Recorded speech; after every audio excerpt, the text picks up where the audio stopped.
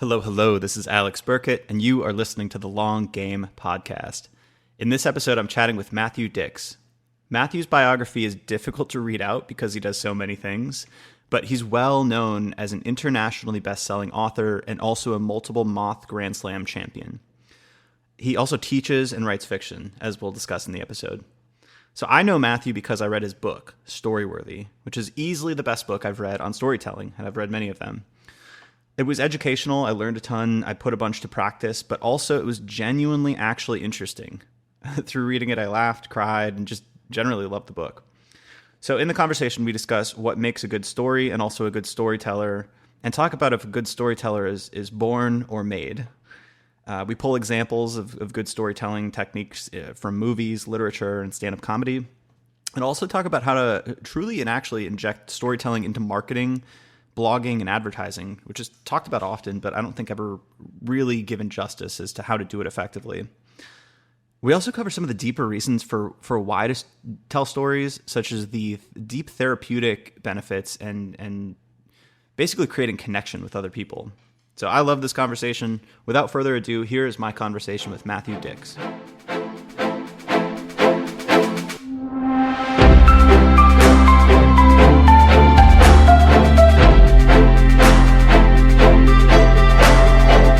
I'm going to start out with a little bit of, I don't know if it's an annoying question, but it's kind of the born or bred kind of thing. So can anyone become a great storyteller? Yes, 100%.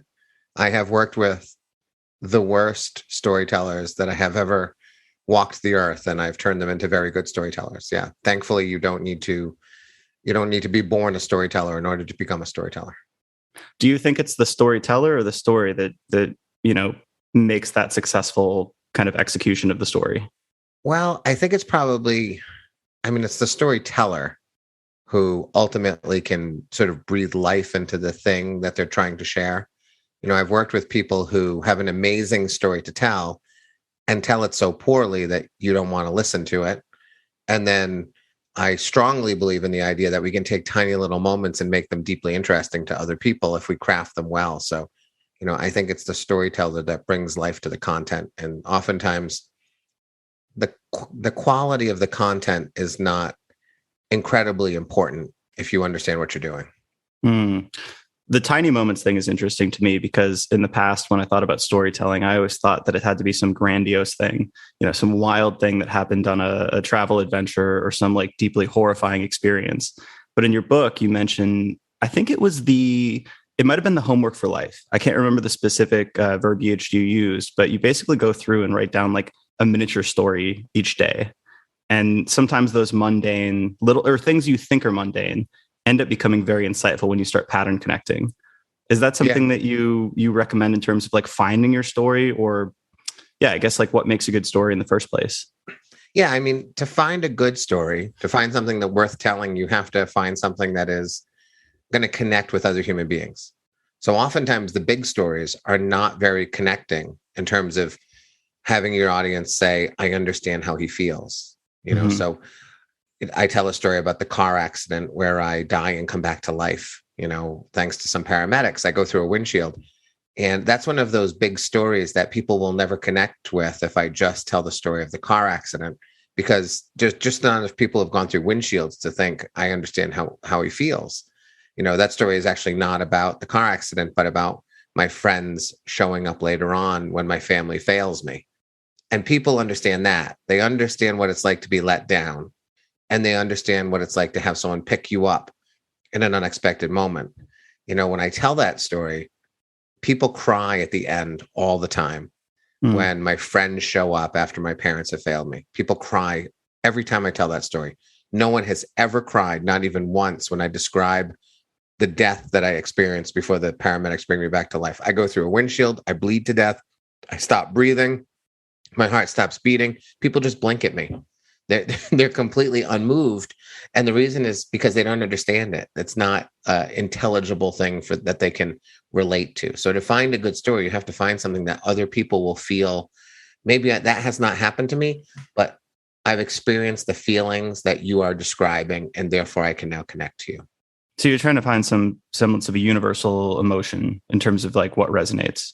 Yeah, Yeah, exactly. I mean, there's other things too. You have to have some change over time. It's not just a series of events, despite the fact that they might be incredible and amazing and unbelievable. If there isn't actually a change in you fundamentally, in either who you are as a person or the way you think about yourself or the world, then it's just a series of remarkable events that will ultimately be forgotten. And structure-wise, that change, like I guess the model that comes to mind for me is the hero's journey. You're kind of reluctantly called to action. You find some sort of a mentor figure who pushes you farther than you think you would have gone yourself. You end up fighting the dragon and you emerge on the other side, or you come back home a different person, right? I'm sure that's one structure. Are there more than one structure, or yeah, I hate what does that structure. change look like? Yeah, I hate the hero's journey. I hate the hero's journey. I hate the hero's journey for a whole bunch of reasons. One is that it implies that a story requires a hero. Whereas many of the stories I tell, I am not the hero. I have actually discovered my failing over the course of the story. It is a story about me possessing hubris and in the end discovering that I'm not worthy of the hubris. So I'm not out slaying dragons. I'm out discovering truths about the world and myself that I did not see before. And it's not always positive. In fact, many of the stories I tell are not sort of I'm the hero, because people don't want to hear stories about you being the hero. They want to hear more relatable stories where you're going to be vulnerable, where you're going to share something that most people would not share. I also hate the word journey because it implies that stories require sort of you to go out somewhere and do something, where I've actually told stories, really deep and meaningful stories that people love, where I probably take 3 physical steps within the confines of the story. Nothing happens in the story in a physical way. It all takes place in my head. In fact, that's how most stories happen. Most of the stories that we tell, most of the stories that I tell, if you were watching me at the moment that I fundamentally shifted in some way, the change that happens, you would never even know what happened, because all stories, like all these moments, they're happening in our brains. When we change our mind about something, there's no physical manifestation of it. It's just in our hearts and our minds. We go, oh my God, I can't believe what just happened to me. But if you were watching, you'd just be like, well, there's a guy and he's walking through his life. You would never know. So, the hero's journey works great if you're creating some kind of fictional story that you want to deeply affect people, and you want to create a hero that everyone's going to cheer for at the end. But if you're not looking for that, if you don't want to write a story about a hero, if you want to write Walter White in Breaking Bad, that is not the hero's journey. That is the hero's fall. Actually, every tragedy Shakespeare ever wrote is not the hero's journey. It is the hero's fall. So I hate the hero's journey. It's a fine little thing that works in some stories, but should not be relied upon in any way whatsoever. Why do you think the hero's journey resonates so much in terms of popular culture then? Or if it does? I mean, when you think about the most popular movies nowadays, it's Marvel. I guess there's some inverse, you mentioned Walter White and Breaking Bad, and some of the DC stuff gets a little bit avant-garde in terms of how they tell the story. But, the biggest ones, Star Wars, Lord of the Rings, Harry Potter, like why does that resonate in terms of our pop culture? Well, I think that it's a convenient way for our brains to process a story, particularly if we want to tell the story about a hero, someone we're going to root for, Harry Potter, Luke Skywalker, Frodo. These are people we want to root for. So it makes sense that this sort of pattern works, or this structure works in a fictional realm. We like, as human beings, to see patterns. We like to be in comfort. We like to feel like we understand what's going to happen. It's why a show like Law and Order continues to go on, even though it's essentially the same story every single time. People find great comfort in the idea that the police are going to show up at a scene. They're going to find a dead body. Someone's going to make a joke about a dead body. We're going to get the opening credits. Then we're going to be in a police station. We're going to watch them talking about the first witness they're going to go interview. It's all the same, but there is comfort in that. I don't think that there's revelation. I don't think that there's inspiration. I don't think that there's sort of education in terms of understanding yourself better. You don't finish an episode of Law and Order and go, I understand myself better as a human being. I feel more connected to Lenny than I did before, right? I kind of think that's the truth about a movie or the books Lord of the Rings. I don't think we finish it and go, I understand myself or the world in a more profound way. I think what we say is, that was fun. That was fantastic. That was an exciting adventure. But we don't walk away going, I see how that could happen in my life. Whereas if you watch Breaking Bad and you see a guy like Walter White and you go, oh, in a moment of desperation, if I had cancer and I knew that my family wasn't going to be taken care of, what would I do? I might turn to crime too. I mean, why not? You've only got 6 months to live. And if you can feed your family and ensure their future, I understand this guy, right? You can't understand Frodo, not on the level that you could understand someone like Walter White. So I think the hero's journey is a lovely way of telling a story, but not a realistic story in many cases. Yeah, I don't know if I would quite venture to say escapism. In some cases probably is, but it sounds like it's like the pop song of storytelling. Yeah. Whereas other forms, you kind of know what you're going to get. It's similar chord structure every time. And there's something soothing about that. Yeah. But then when I think about the stories that really resonated with me in movies, it's like the ones that veered off script. Tarantino films, I think sometimes do that. I think they often start at the end. So that's pretty interesting. And then one that I wanted to ask you about in a different context is 500 Days of Summer. Yeah. Because I think you mentioned in your book, and this might be faulty memory on my part, but you mentioned not stating the thesis to the story up front. Correct. But in 500 Days of Summer, something interesting is they inversed your own expectations as the audience. Yes. They told you this is not a love story. And then you go through this experience where you think it's going to be a love story. You think it's going to be some sort of a hero's journey, or at least like that rom-com boy gets girl kind of thing. But then it completely diverts it. So I don't know. Those tend to stand out to me. Yeah, well, I think that they feel more real to you. 500 Days of Summer is the way every single relationship in your entire life will be until you find one that is permanent, right? Mm-hmm. Every relationship we ever have will ultimately fail until we find the one, or maybe the one and then, 20 years later, another one, right? So mm-hmm. Most relationships, almost all of them fail, except for a few. So we watch that and we go, yes, that happened to me 12 times.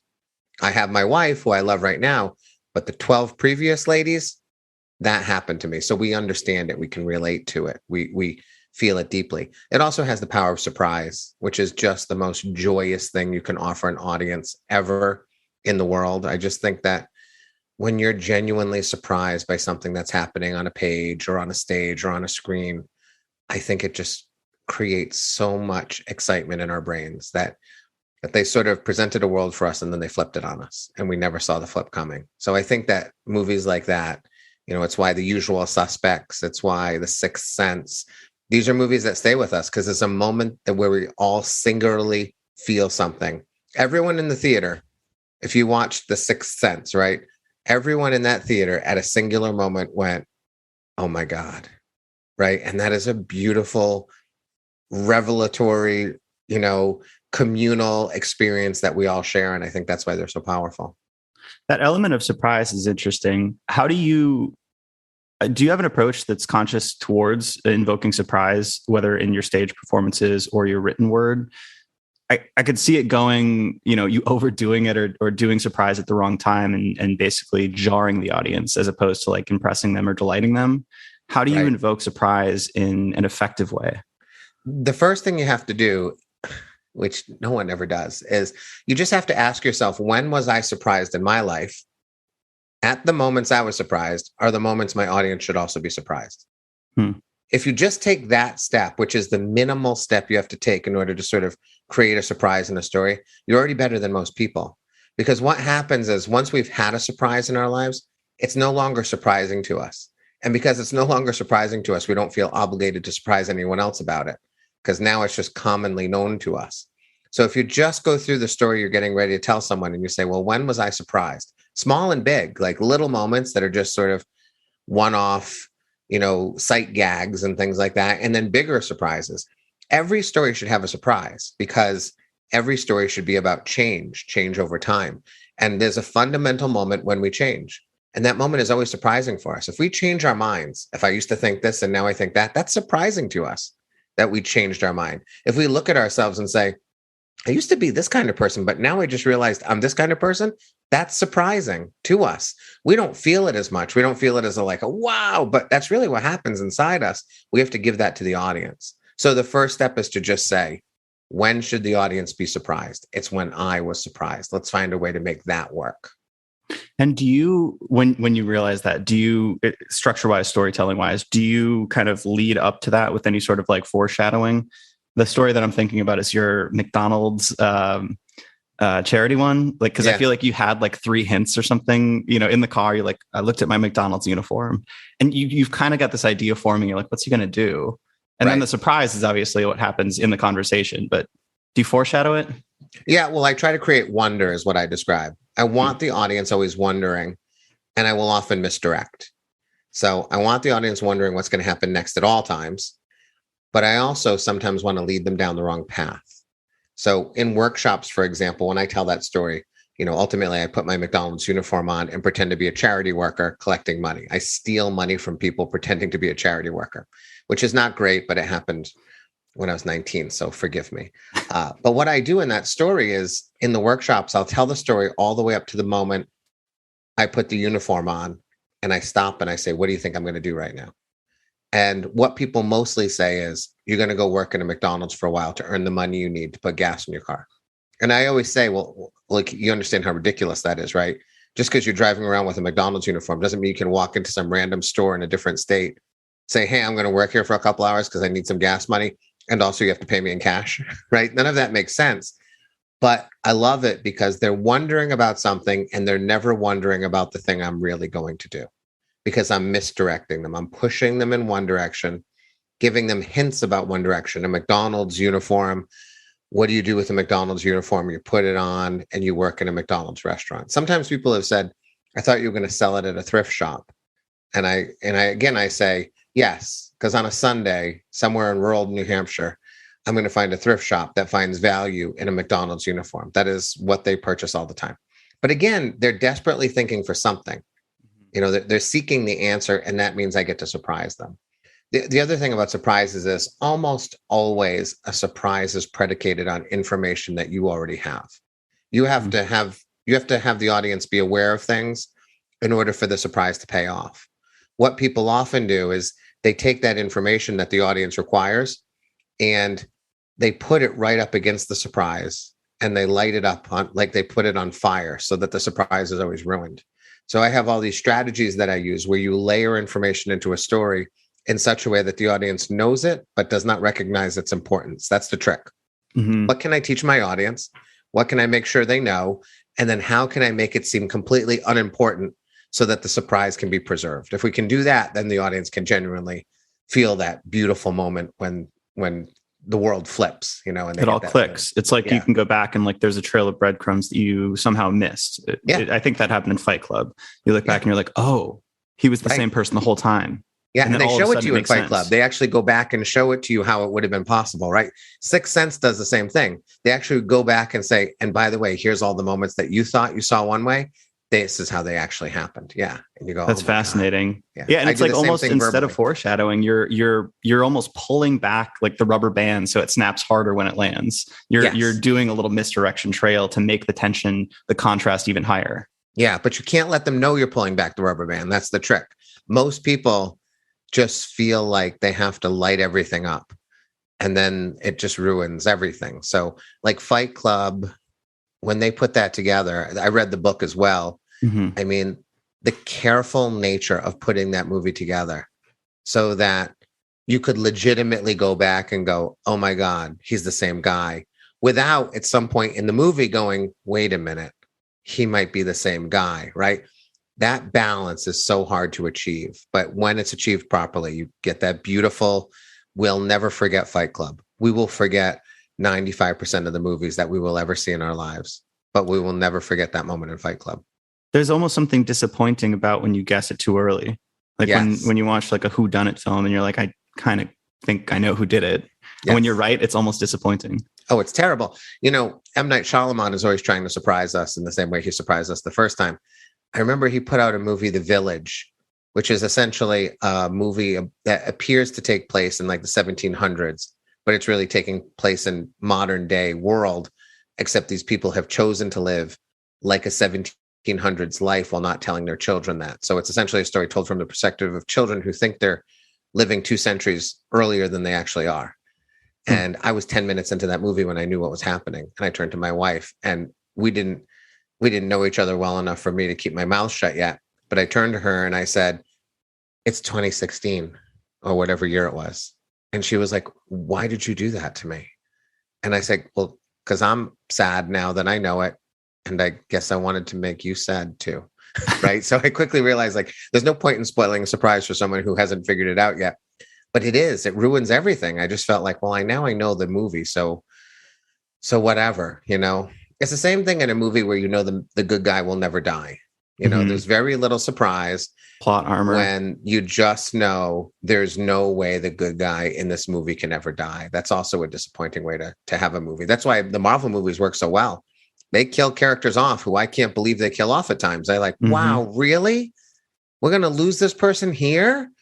Wow, you're going to destroy Asgard. The entire planet is gone forever. Like they're not afraid to knock, real important people off the pedestal. And that's what makes those movies so interesting, because you just never know what's going to happen.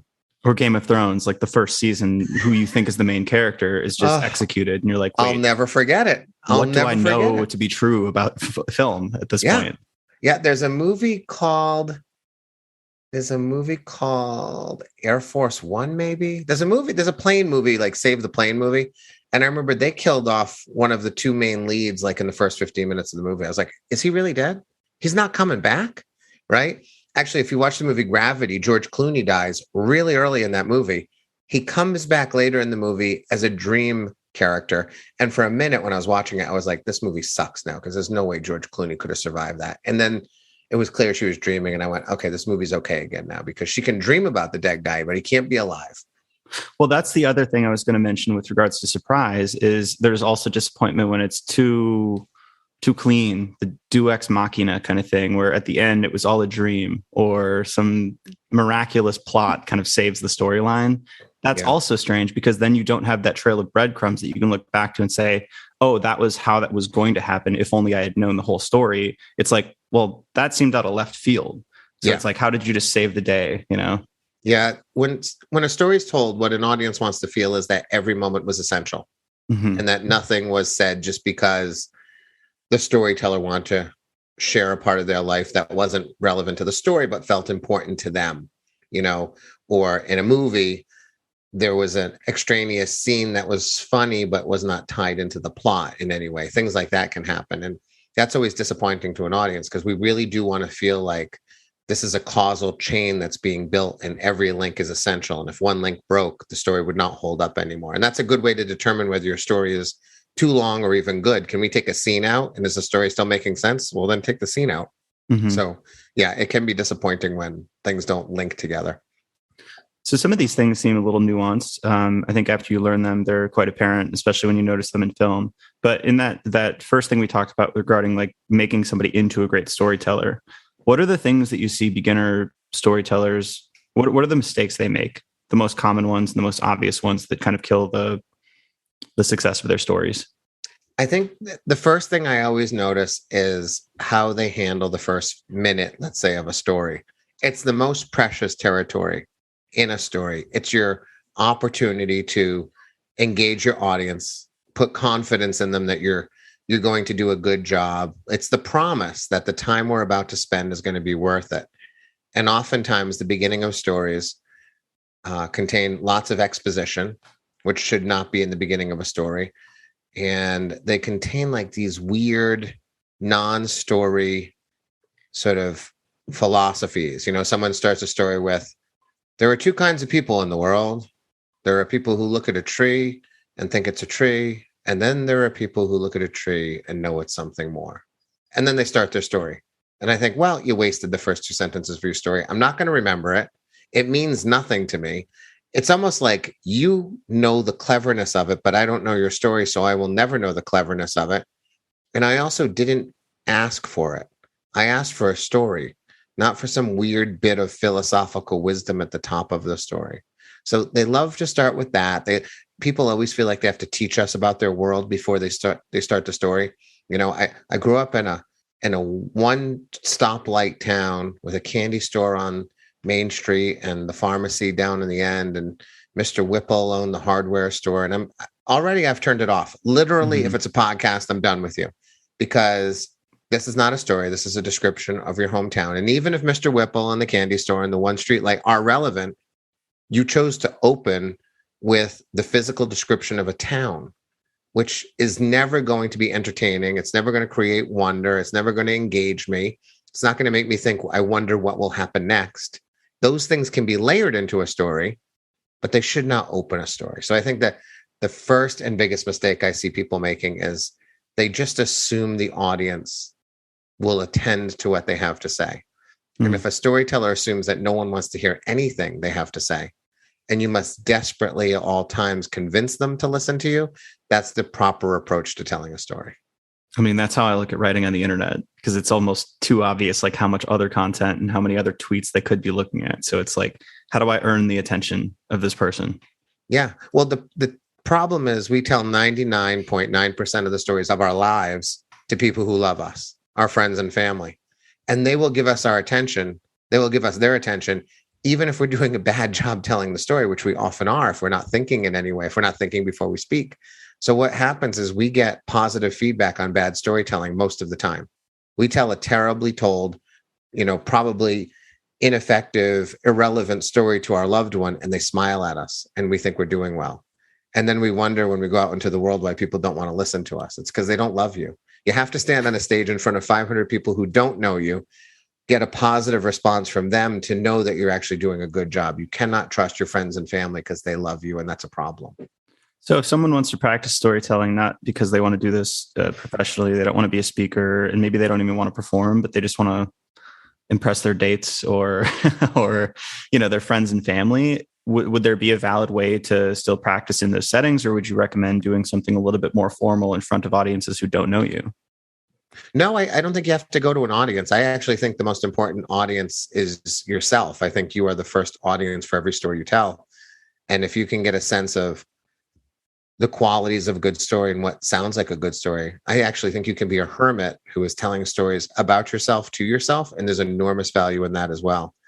I think the finding and crafting of stories from our lives can do great things in terms of finding meaning and making sense of our lives. And then if we want to take those to our audiences, even if your audience is, most of my audiences are not 500 people on a stage. It's not every night that I'm on a stage. Most of my audiences are 24 fifth graders, my wife and 2 kids at the dinner table, my in-laws, my buddies on the golf course. 95% of my audiences are those audiences too. And I'm still trying to entertain them and do all the things that I do for an audience when I'm sitting in front of 1,000 people. It doesn't change very much. So a question about those formats, because you've mentioned, you do fiction, Yep. you write nonfiction, you speak on stage, and then you teach. Are the storytelling techniques that you use in those different areas different, or can you learn one technique that applies in all of those situations? Like when you write fiction, is that storytelling different than the type you're doing on stage? Yes, 100%. When you buy a book, you're offering the author 8 to 12 to 20 hours of attention, and you're giving the reader control over the narrative. They can control how quickly they read it. They can reread, they can pause, they can ask questions. That's an enormous tool that the reader has. And they also expect a world building adventure. They expect more detail on the story because they understand that a novel is a certain number of pages and they want to be transported into a new land. In an oral story, when I'm speaking out loud, nobody wants that. Nobody wants to hear about the contours of the countertop in the kitchen where I'm carving the meat, right? Whereas in a novel, they might actually find that like deeply gratifying. Oh, I understand the granular nature of this world. Nobody has ever asked for the granular nature of a world when someone's speaking out loud.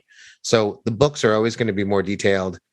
They're always going to have more nuance. I'm going to be less likely to bang somebody over the head with an idea in a novel than I will in a story.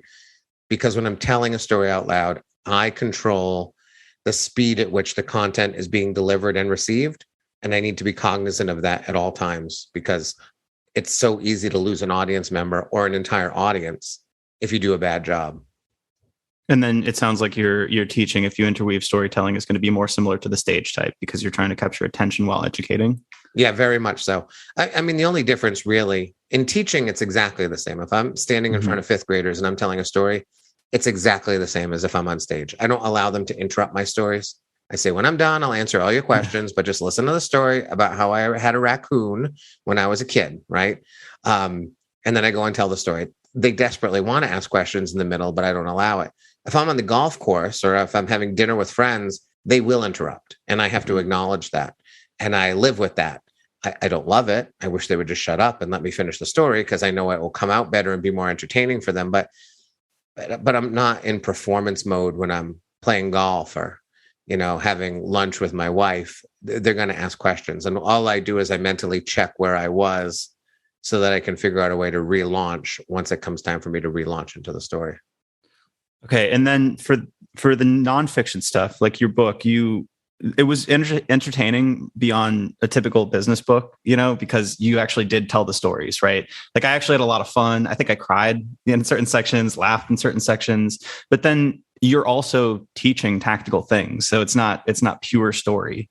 So I guess like for our audience of content marketers, this is something we talk a lot about, which is like, how do you tell a story in a blog post? You're writing for a B2B SaaS company and like you're Right. hoping to tell some sort of a story. So is that format different, or how do you, you're trying to transmit a message, but you're trying to make it entertaining and you're trying to do through story.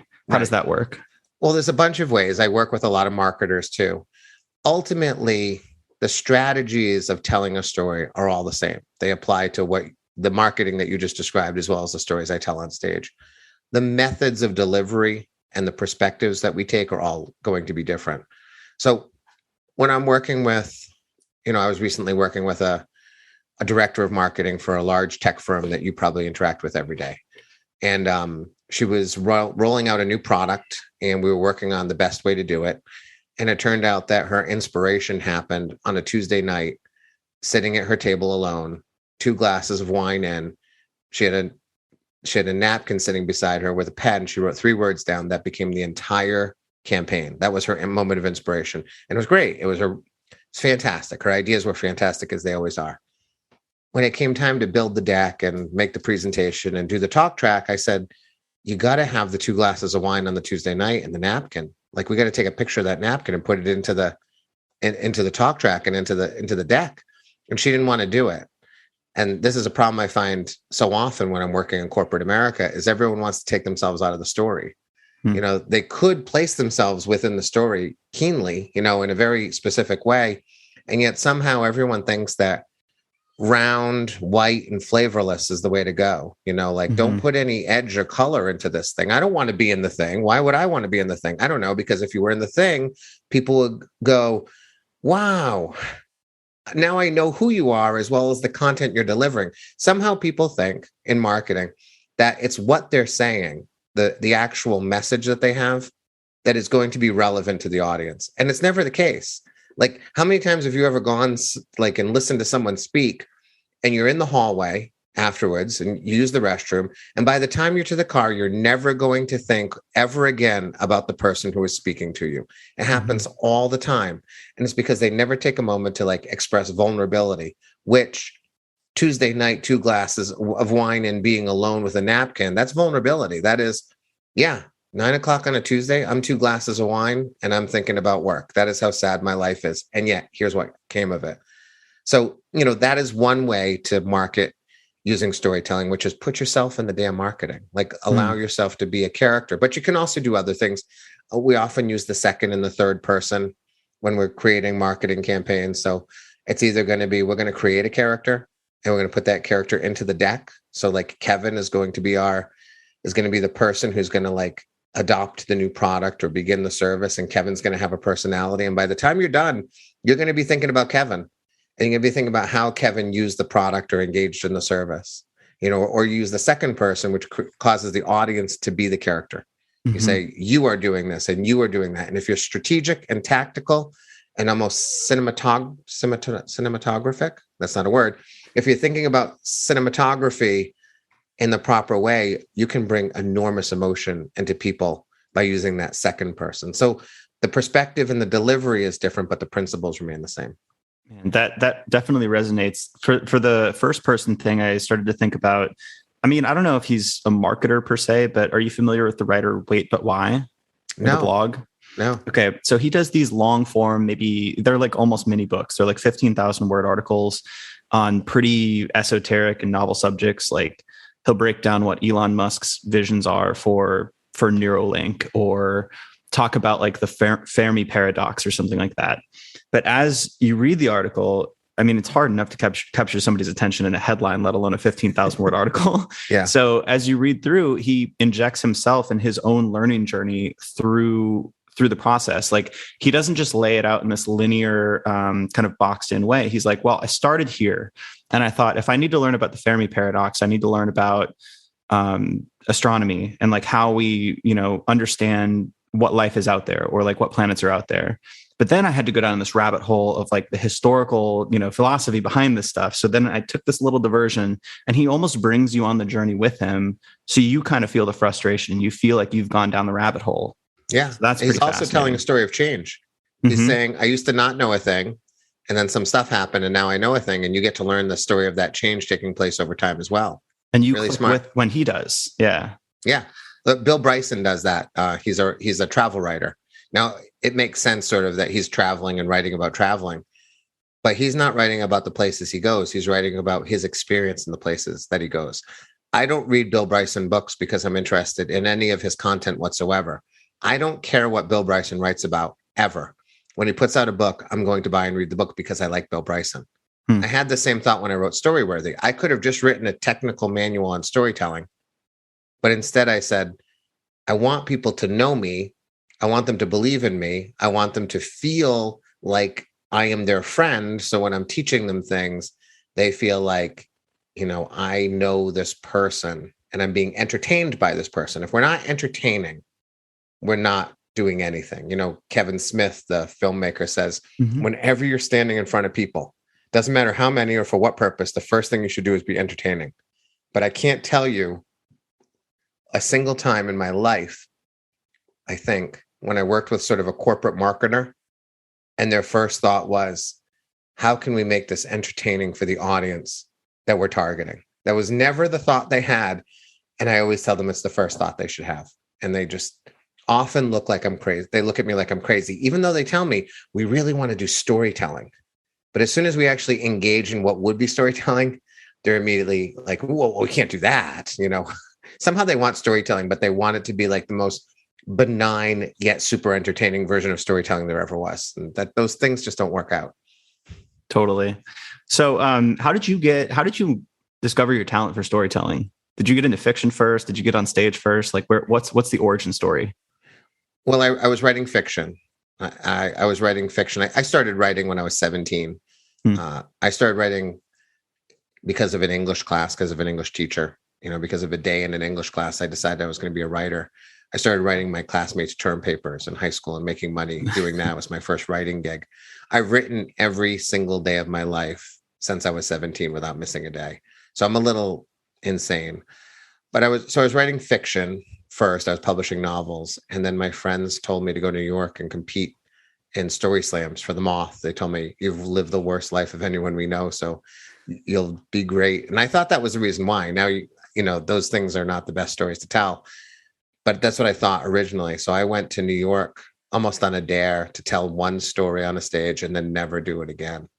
And as soon as I got on the stage, I felt like, wow, this is good. This is where I belong.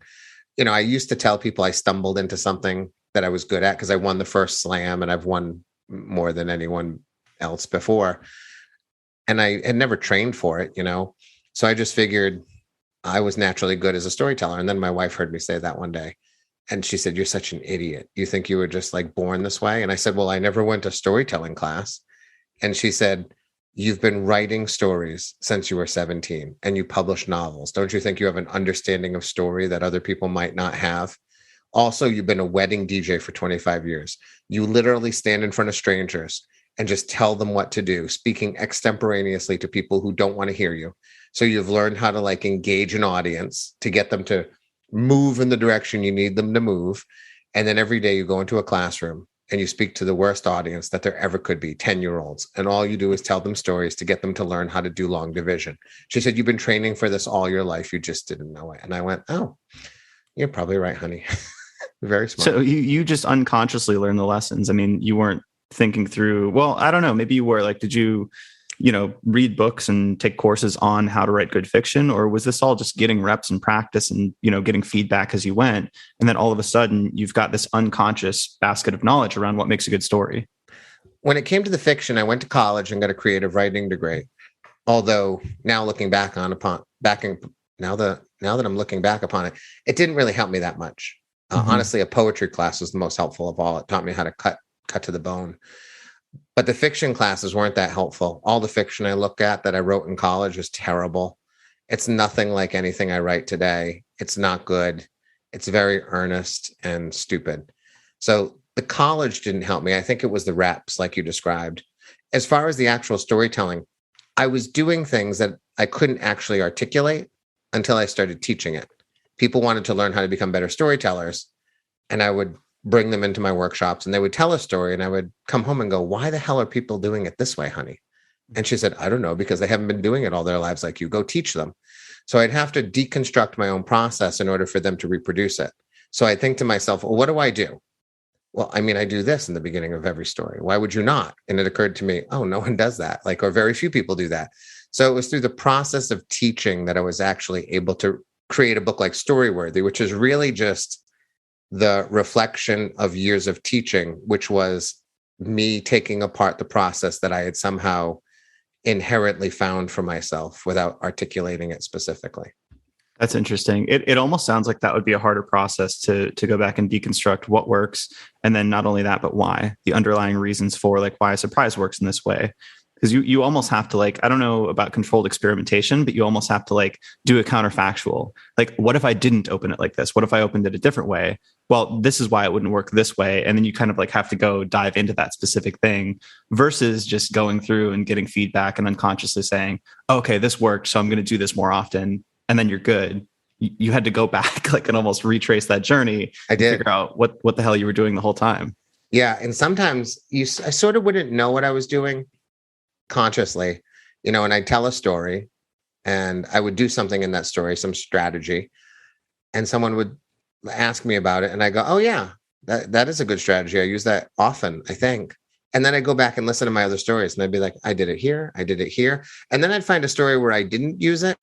And I'd be like, oh, I didn't use it here. And it could have totally been useful. So as I was going back through my catalog, my ability to use my strategies became more consistent, because as I gave them names and was articulating them and teaching them, suddenly all my stories got a little tighter, because now that I understood my process on sort of a technical level, I could apply that technical level to everything I was doing. Whereas before it was inherent and therefore a little sloppy, was a little less consistent. I believe in breaking my rules. I set all these rules out for storytelling. Here's what you should do. Here's what you should do. But I also strongly believe in breaking all those rules once you know them. Memento, right, is a movie told backwards, right? But you don't get to tell Memento, the movie told backwards, until you know how story works. You can't write the backwards movie until you understand how a forwards movie works. Then you can break the rules. So I still have stories that I purposely break rules, and people will say, well, you didn't do it in this one. And I'm like, I know, here's the reasons why I didn't. I tell you can break rules. Just know why you're breaking them and know them before you break them, Well, there's a phrase in music. It's learn to practice scales and then you can play jazz, not the reverse. Right. Exactly. Yeah. What did you learn about capturing attention from doing wedding DJ sets? Oh, well, a couple of things. One thing is I'm really good on the mic, which sounds silly, but the man who used to record all of the Moth's StorySLAMs and GrandSLAMs, his name was Paul Ruess.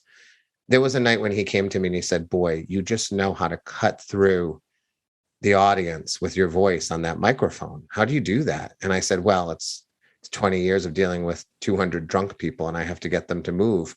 I had to find a way to focus my voice through a microphone in such a way that people would pay attention to it. And I didn't understand that was a skill until I discovered all the people who can't do that. People who just don't understand how to use a microphone and don't have that level of expertise. It's odd. It's odd to say you can use it in a certain way. And yet, if you had a sword and you had been using your sword for 20 years and I had a sword and I'd been using it for 2 years, you would inherently know how to use that sword in a way that I could never begin to imagine, right? And that's sort of what a microphone is for me. So that's one thing.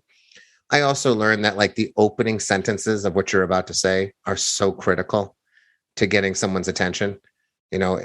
it's very quick that you learn as a wedding DJ that if the first sentence does not garner attention, you will never get their attention, because you either have it instantaneously or you're going to have to stop talking, wait 2 minutes, and then attempt again to get their attention. And that's, again, the primacy of the opening of a story. That's the idea that it's the first minute of a story that is going to be so critical, or the first 3 sentences that a wedding DJ speaks to a raucous group of people who don't want to listen to you. How do you find a way to get people's attention that way? And then holding it with some, I know that like I have I have certain verbal patterns that I understand that work, pacing, depending on a situation, speaking faster or slower, louder or softer. I understand that I can get loud and get someone's attention, and then I can bring my voice down, and their volume will come and match mine as I'm working as a DJ. I can get the audience to actually get quiet by me getting quiet, but I got to start up with them. And I do things like that in storytelling too. Whenever I get to an end of a story and I want to say something important, I'm going to get really quiet as a signal to the audience that I'm about to say something important, and as a signal like lean in a little. Get excited here. I'm gonna share something of import with you. All of those things I picked up through DJing, but again, sort of unconsciously, I learned them as a DJ. I took them to the storytelling stage, not realizing that's what I was doing. Getting an audience to lean in and quiet down seems like a superpower and something that would take a lot of practice. But it's something that that stand-up comedians seem to do very well. Yeah. Have you ever tried stand-up comedy, or do you want to? And 2, I have many times. Yeah. I don't know if I call myself a stand-up. I don't know if I feel like you have to get up like 2 or 3 nights a week on stage to really call yourself a stand-up, but I've been paid to do it. And, I've done it, a couple dozen times, which every single time I do it, it feels like an enormously heavy lift. What's your stand-up comedy style? I'm guessing it's more towards the storytelling side than the Mitch Hedberg side. It's funny. It wasn't originally, because I felt like if I was telling stories, it was just cheating. I was like, I can already tell funny stories. So if I'm going to do stand-up, I should tell jokes. I should Mitch Hedberg kind of thing. And then the first time I did it at an open mic, they had an iPad strapped to a pillar and it had a 5-minute countdown. I had 5 minutes. I didn't have to fill the 5, it's just an open mic. And I thought I had 5 minutes of material. I had jokes essentially, and they went well. It was a room full of comics and a few people. So the laughs were not extreme because comics don't laugh at comics, but they were good enough. I felt like this was a solid 5 minutes, but I got on stage and it was only a solid like 3.5 minutes. And so I looked and I saw I had 90 seconds left, and I could have walked off stage at that point and been very successful and felt like I did a good job. But I heard my wife, who was in the audience, laugh at the last joke. I heard her laugh. And I knew I had 90 seconds left. And for some reason, I just started talking about how when my wife and I got together, we were going to have that list where you get 3 freebies. Like if you run into Tom Cruise, George Clooney, or Brad Pitt, and they want to have sex with you, you get to have sex with those people, right? And we sat down one night and she gave me her list, and it was like those 3 guys. And she said, "What would your list be?" And I remember saying my list was the divorced woman at work who seems a little fragile, the lady who lives across the street who thinks she's going to be single for the rest of her life. And my wife was like, "What are you doing?" And I said, "I'm playing the game strategically. Like if we're going to give each other freebies, I want to take realistic freebies, and you can have all the George Clooney's you want." And she's like, "Why do you have to ruin fun things like that?" And I just told that story in the last 90 seconds. And it got the biggest laugh. I prepped like hell for those jokes, which were fine and they got laughs. But everyone thought that little thing at the end that was unprepared and just a story that was triggered by a laugh from my wife got the biggest laugh. And that was the moment I thought, I'm going to tell stories. I'm going to not sort of tell the same kinds of stories that I do in a storytelling show, because I'm going to allow myself some diversions. I'm going to allow myself to sort of pause and linger on things that I'm funny. Whereas in a story, I'm constantly looking for forward momentum. I'm willing to take segues and things like that. So I'm a little less plot driven, and get to the end driven in stand up. And I don't need to necessarily change over time like I do in a story. I can just tell an anecdote that is very funny. There's no change over time in that anecdote, except my wife had to change over time. She realized I've married a monster, but that's her story. That's not my version of the story. But that's the difference. But it's terrifying. Stand-up is terrifying. I would imagine. Yeah. And that's genuinely impressive to think of something like that on the spot. So it sounds like the storytelling approach is much more strategic. you're writing out every kind of like, I mean, I'm sure you iterate over time, but you kind of know where the pauses are going to be. You know where the line drop is, the mic drop. No, I don't. No. I don't write anything. I've Oh, never wow. written a single word that I've said on stage once in my life. That's wild. Everything is done orally in my Jay-Z head. style. Yeah, I just speak it out loud wherever, in the car, the grocery store. You don't record it, or like, do you? After I'm happy with it, I record it. And Okay. once I have a recording, I sort of have it. But I don't write it out. Nothing. Is there a reason you don't write it out? Part of it, my wife says, is laziness, and that's possible. When I write things down, they just don't sound the way I speak. Novels are a little more formal. And although you don't have to write in complete sentences, probably 90% of the sentences in my novels are complete sentences. But when we speak out loud, we never speak in complete sentences, or we speak in enormous run-on sentences and chopped bits. And for me, as soon as I try to write something out, it doesn't sound like how I want to say it. So I just say it. And then when I'm happy with it, I record it. Sometimes I record bits of it at a time. I'm also really auditory and non-visual. I think when people write things down, it helps them remember what they want to say by being able to look at the words on the page. Sometimes it because they're like looking up and to the right, which is really, they see the page up and to the right. But I'm so non-visual. We lived in the house we live in now for 10 years when we were driving home one day. And somehow we were talking about the color of houses. And I said, well, we live in a yellow house. And my wife said, we do not live in a yellow house. We live in a tan house. And I said, it's yellow like the sun. And she said, it's tan like a tree. And we argued about it. And then we turned onto the street and I looked at my house and I said, oh my God, I live in a tan house. That's how non-visual I am. My wife has said, line up 10 brunettes in a line, all the same height. Matt won't be able to pick me out of the lineup. Not true, but a little bit of truth in what she says. So writing things down, it doesn't help me to remember anything. So that's not a purpose of it. I'm just super auditory and remember everything I hear and can mostly remember everything I say. So for me, that's just the way it always works for me. Yeah. It sounds like you don't have any strong opinions about what is best or worse. No, except I have a strong opinion on, I don't think people should write things down word for word. And I know stand-ups do. Like George Carlin used to, and then some stand-ups do it all ad lib kind of, but. Right. Yeah. When I teach people to tell stories, I say we have to remember our stories, but we don't memorize them. If you memorize them, you're really just like a person in a play reciting lines. They're just your lines, but you've written a play. You've written a one-person play, and then you memorize the lines, and now you're reciting them. But if you remember your story, meaning you memorize the first few lines, maybe you memorize the last few lines, you memorize laugh lines and tricky transitions, but mostly you just remember what you want to say, and you have a plan for how you want to say it. But if it all falls apart, you still can tell your story. If you've memorized it, every sentence becomes a link in a chain. So if you lose a sentence, now your chain falls apart. And that's when people are on stage and suddenly they're silent for 30 seconds, which feels like 9 years. It's them trying to find the next sentence, which is weird to me because I think, well, you did what you're talking about. You don't know what the next sentence is, but just keep talking about the thing that you were doing. Say it in a different way, but they can't because they're stuck in memorization. So I don't like any of that. I like there to be flexibility of thought and flexibility of language.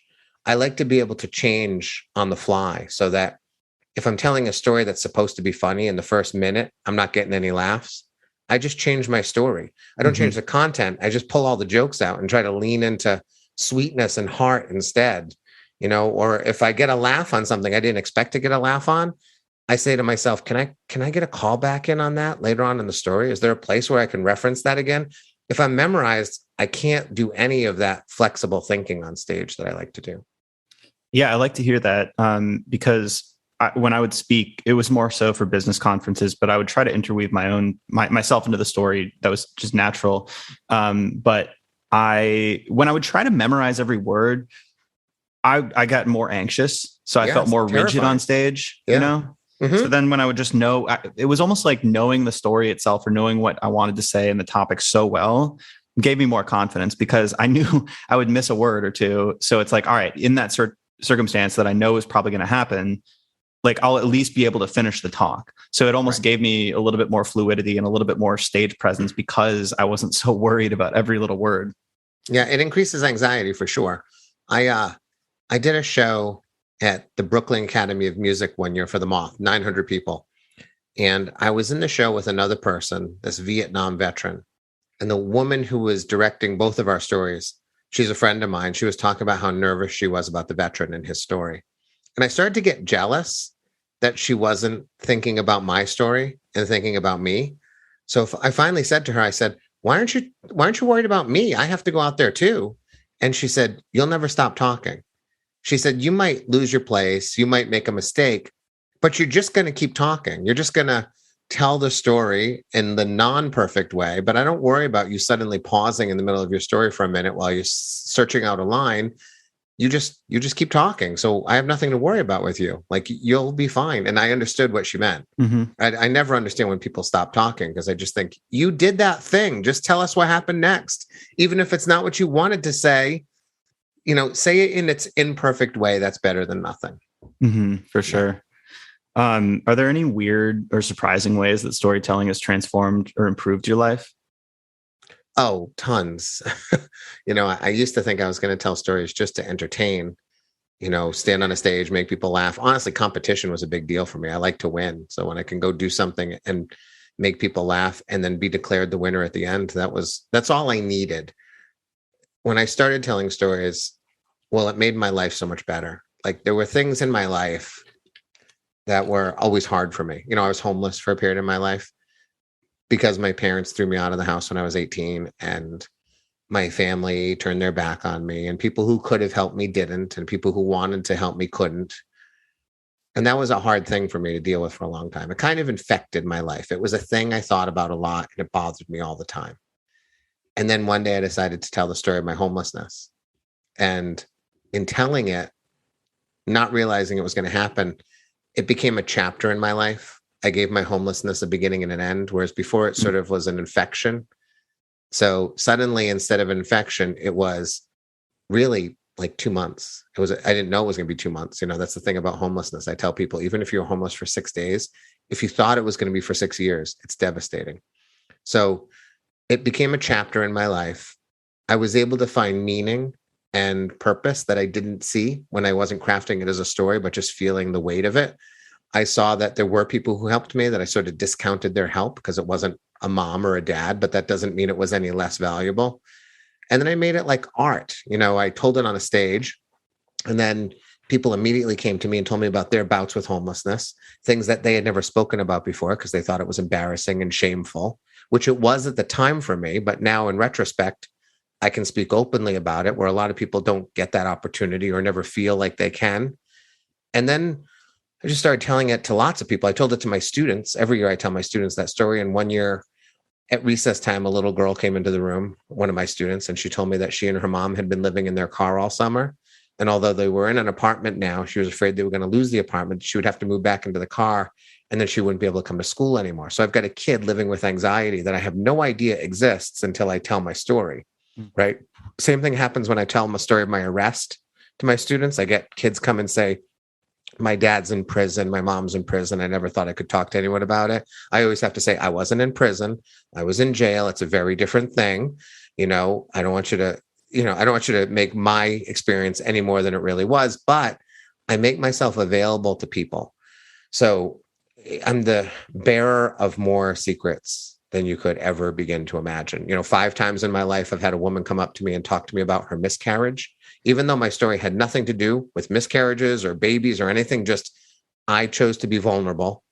And the woman who had a miscarriage, who had never told anyone in her life about it, decided, I'm going to tell that man, whose name I'm not quite sure of, about my miscarriage. And that's happened 5 times. So it's very strange that once you start telling stories, people feel like they know you, and they feel like you are a receptacle of the things that they haven't shared with anyone else before. Yeah. I mean, all of that resonates. I've been diving into the world of like therapy the last couple of years. And the first point that you made, therapists talk about this as, trauma and attachment kind of wounds progress forward in your present day life because you haven't processed and kind of put the bow tie on them and a narrative reframing. Yeah. So it's frankly a form of therapy. I mean, the way you made it sound there, it's like you're processing it through the act of telling it and bookending it. So it's not actively, like protruding into your present day life. So that part's fascinating. And then the second part is something that I've only realized in the last couple of years, which is when you open yourself up and become vulnerable to your friends, like they'll also become more vulnerable to you, and all of your relationships tend to deepen.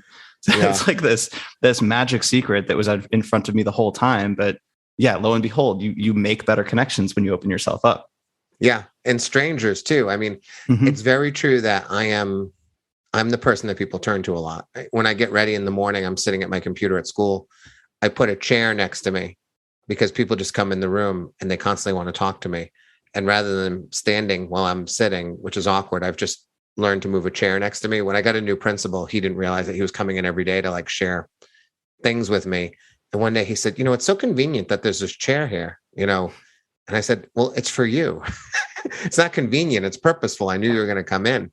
So all of those relationships, it's very true. But there's so many strangers who reach out to me all the time because they don't have a person in their life. They don't have a friend who's being vulnerable. Right before the pandemic, I told a story in New York, not just a story it was about my daughter and a stupid thing I did that, hurt her feelings. And when I got off stage, a woman came up to me and she grabbed me and she pulled me in. People touch me all the time. When you tell a story, they feel like they grab my forearm and they squeeze my forearms all the time. So she grabs me and she pulls me in close without introducing herself to me. She says, every time I go into someone's house, even my own mother's house, I have to steal something. And then she pulls me in super close and she says, I've never told anyone that before. So she's a 40-year-old woman dealing with mental illness, has never spoken about it before, saw a stranger on a stage tell a story about a stupid thing he did as a parent. And she went, at last, this is the person I'm going to share my mental illness with, my secret of my life, that I'm a kleptomaniac who can't control herself. She shared it with me. And that is like one of a million times that has happened to me. That's wild. Do you feel some burden with that sometimes? Or I definitely get that you connect with people faster, but in some cases I could feel like now I'm keeper of secrets or something. Yeah. Well, that's true. I keep secrets. I don't feel it as a burden though. It's always come easy for me. Like, I find out that a friend of mine is pregnant and she's also a friend of my wife. And I don't tell my wife she's pregnant because my friend says, don't tell anyone I'm pregnant. And I just assume that means Alicia, my wife. And then later on, Alicia finds out she's pregnant. And I say, yeah, I know 2 months ago. She's like, you didn't tell me? And I said, well, she told me not to tell you. And then I find out later, well, wives are excluded from the don't tell anyone. But I always thought, like, if you tell me not to tell anyone, I'm never going to tell anyone until I'm allowed to. So it's not that kind of a burden. I mean, with the kleptomaniac, I told her, I said, listen, you could actually get some help. I'm definitely not I'm not the one. I don't know if she got help, but I said, there's definitely help. I had a 16-year-old boy at a high school once come up to me at the end of a performance and whisper in my ear, I can't pee in toilets. I have to pee in the corner of bathrooms, which is a thing. As an elementary school teacher, that's a strange but occasional thing that happens to boys for some reason. Not usually 16-year-old boys. Usually it goes away around 8, 9, or 10. But this kid had been doing it all his life. He whispers it to me and then he runs up the aisle to get out of the auditorium. But I'm able to identify him and point him out to the school psychologist so they can get him some help. But even if I hadn't, I never feel like it's a burden because I always feel like if someone says something to me, they took a first step towards sort of getting the help. I was happy to be in an open receptacle to receive their story.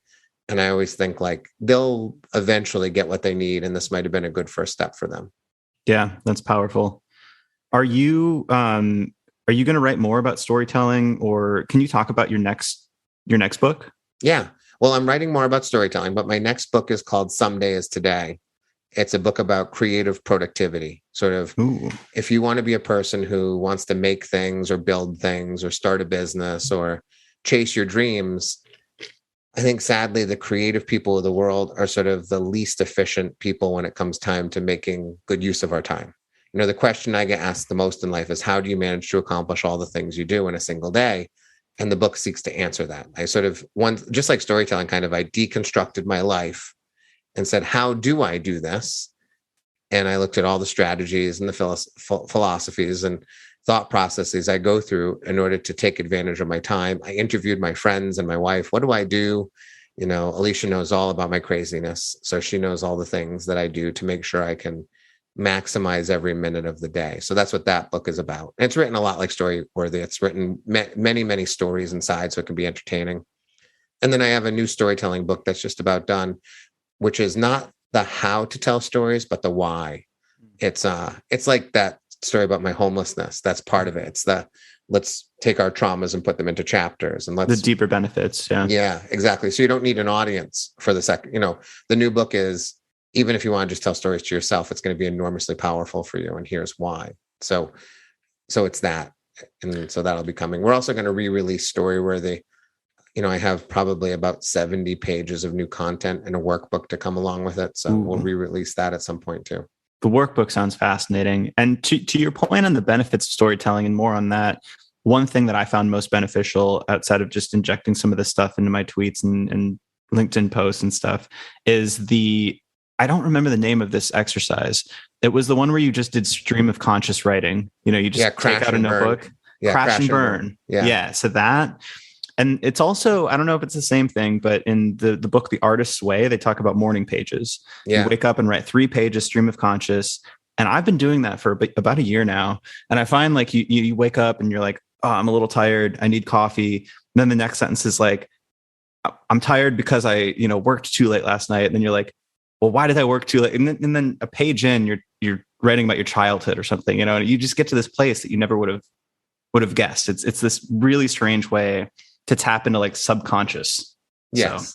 Yeah. I think the one thing I know about morning pages, and the first thing I do every day is I write a blog post for, since 2003, I haven't missed a day of posting something on the internet. So that's sort of my warm up, I guess, my morning pages. The thing I always tell people about crash and burn is the one thing that makes it different than stream of consciousness is I think we all sort of have a filter when we're writing, and crash and burn says, get rid of the filter. So that if I'm writing about something in a crash and burn session, if I'm writing about baseball and my son playing baseball, and then off, like just in the periphery of my mind, suddenly I'm like thinking about painting when I was a child, but I'm on a flow with this baseball thing and I like it a lot. And I think it's going to become something. Crash and burn says, throw the baseball stuff away. You can deal with it later. There's something about painting when you were a child. Bring that in, So we allow the new idea to throw out the old idea, even if we're in flow with the current idea. Because I think that flow really represents nothing more than comfort.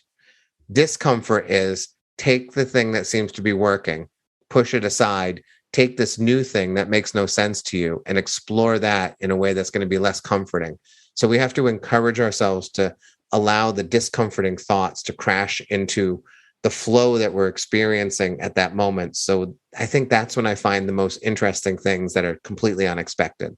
I typically start with an idea. I look around the room and say, oh, I'm going to write about the shed in my backyard. I'm going to start there. And I might get into a really comfortable flow with it. And then suddenly some strange sentence appears in my head. And I say, goodbye, shed. Here's the strange new sentence. And what will come of that? So that's what I try to do. It's a strange and difficult process of letting go to what you thought you wanted to hold on to. Yes. You can always go back to the shed. I always say, like, I'm not discarding shed, and I can probably get back into that flow, but I'm not going to be so worried that I won't get back there. I'm going to be more worried because I'm not writing at that point. I always think this is not writing. This is idea generation. Therefore, I'm looking for a multitude of ideas and ideas I never would have thought of before.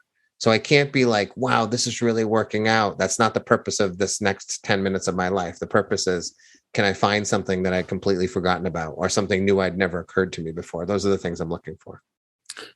With your new book on productivity, I actually wrote down, what's your production function? So I wanted to ask that anyway, because you write all the time, you teach, you do all these things. What's the secret? How do you get so much done? Well, there's a whole book on it. You could summarize this in 30 seconds. That would be fantastic. There's really no summary, really, except to say that most people say that they value time and no one really does.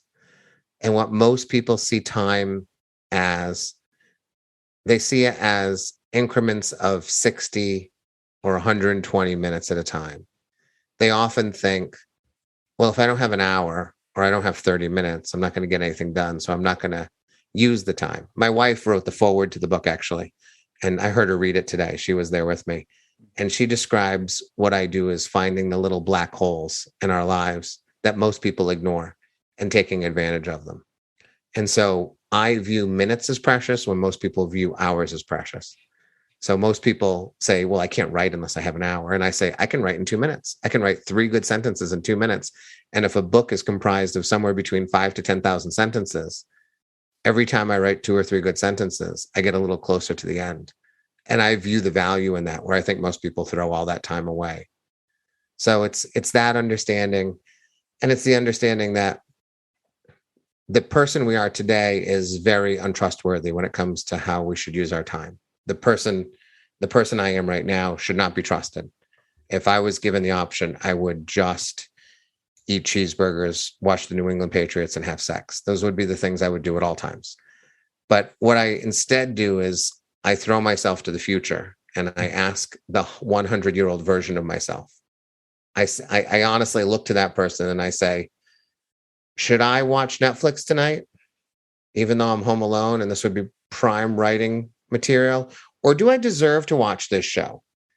And the 100-year-old version of myself says, when you're on your last day and you're looking back at your life, you're never going to think, I wish I had binge watched more TV. I will be instead thinking, I probably could have written one more book if I had applied myself, or I should have played with my son more. I always said no when he asked me. The 100-year-old version of myself has never allowed me once in my entire life to say no to my child when he says, will you play a game with me? I've never said no. This version of me wants to say no all the time. You want to play Monster Freeze Tag? No, I don't want to play Monster Freeze Tag. I'm listening to a podcast. I'm writing a book. I'm going to get on the bike. I'm going to go play golf. That is what this version of myself wants to do. But the 100-year-old version of myself says, he's going to be out of the house before you know it, loser. So go play with him. Don't be an idiot. Mm-hmm. So it's that framing in terms of how you use your time and that understanding. And that's a hard understanding to have. I only have it because of, an experience that happened to me when I was 21. I became keenly aware of the value of time, particularly at the end of your life, that I think most people just don't have. So I try to offer that philosophy to people in an attempt to help them get there. I love that. It's so much more regarding like your mindset and mental frame. It reminds me of something that I read from Ryan Holiday, and I guess this was a Stoic idea, but they would always remind themselves memento mori, remember you will die. So it's basically like imagining, that you could die at any time. So how do you want to spend the time given that knowledge, basically making it front and center. But I actually think I like the model of looking at your future self even more, because it still invokes that feeling that time is finite and unpredictable, but also it invokes you and like what you would want yourself to do, instead of like this general kind of vision that you're going to die. It's like, what would 100-year-old me be proud of if I did today? Exactly. That is what I think all the time. What does that person want me to do today? Because this version of me definitely wants to live in the moment. And sometimes that 100-year-old version of me says, go to the Patriots game. I know your book is fine. Live in the supposed to be moment done. Sometimes. Yeah, go live in the moment. Like live in the moment if the moment is actually worth living. Mm-hmm. The moment is never the television. That moment never exists for me. Yeah. That's okay. But the moment of the Patriots game, the moment of driving 3 hours to tell a 5-minute story at the Moth, that's actually worth it. Someone's in the car with me for this. We're going to have a great time. If the moment is worth it, live in the moment. But so many times people live in the moment, but the moment they're living is completely stupid. Mm-hmm. They're living in Candy Crush moment. I'm like, what are you doing with your life? Do you realize how angry you're going to be at yourself for playing a video game on your phone for 2 hours today? Like you should just, I should put a pillow over your face right now. It should be ending. When the pandemic came, I have a therapist for my PTSD, and he's aware of the fact that I sort of live as if every day is the last day in a really intense way. We've actually tried to pull that back a little because it just, it's not the best way to be all the time. But when the pandemic came, I was explaining to him how I felt like everyone caught up to me all of a sudden. And he said, like, you are uniquely qualified for the pandemic because all of your life, every single day, you have assumed that people are going to come and kill you. Like, that's just how I live all the time. He said, and now the entire world feels like something has come to kill them. They're all panicked. They're all anxious. And you're the only calm one because you've lived with this all your life. And that's how I felt. I felt like, I've been telling you all this forever. You've all been walking around the world as if you're not going to get hit by a bus. And I've been telling you, you're going to get hit by a bus. And now the bus has arrived and you're all panicking. And I'm going, I know. It's like this all the time, not just today. It didn't take COVID to make me understand this, but it took COVID for a lot of people to understand it, which is, I think, why people are quitting their jobs and reevaluating their life. They didn't face it in the way I faced it, and they probably didn't come as close to it as I came to it. But just knowing there's a virus out there trying to kill them, suddenly they realized, I should not be making widgets every single day in an unhappy way, you know? Yeah, I felt the same way outside of the social isolation aspects of that. Like the first 2 months, I just kind of poured myself into the things I wanted to do. But yeah, some people freak the fuck out. You know, it's the first time they've ever been confronted with that sense of mortality. Right. Yeah. Well, yeah. Steve Jobs said, he has this great quote. It's in my book. It's something to the effect of, the best decision-making tool I ever had in my life was my sudden awareness that I was going to die someday. When he got diagnosed with cancer, suddenly everything came clear to him. So I don't want you to have to get diagnosed with cancer in order to make better decisions. And I don't want you to have a gun put to your head and the trigger pulled like I did in order to make good decisions. And I don't want you to have to get COVID to have it happen. But if you can start thinking about that 100-year-old version of yourself, that might get you there instead. I could probably talk to you for another 2 hours. There's a million rabbit holes I wanted to go down, but this is I think a beautiful way to end the podcast. So I guess the last question would just be, where do you want to point people? Where should they look you up online? And, you know, if you want to talk about your books or promote anything too. Sure. Well, if they go to MatthewDix.com, they can basically see everything. You can subscribe to my blog and read what I am thinking every day. I have novels that are written for adults, 6 of them, and Storyworthy is my storytelling book. And Someday Is Today comes out in June. It's available for pre-order right now. So if you would like to pre-order it, that would be fantastic because that helps me. So all that. My wife and I produce a storytelling podcast called Speak Up Storytelling. We take the stories that are told in our live shows and we deconstruct them on the episodes. So we haven't recorded anything this year because COVID and kindergarten teaching and all of this, but we're about to get ready to start re-recording. But there's about 110 episodes in the catalog that you can go, and essentially everyone is a class on storytelling using a different, highly entertaining story. So you get to hear a good story and then hear us deconstruct it. Man, thank you so much. There's so much valuable stuff in this conversation. Thank you. I always enjoy talking about things like this. So I really appreciate the opportunity.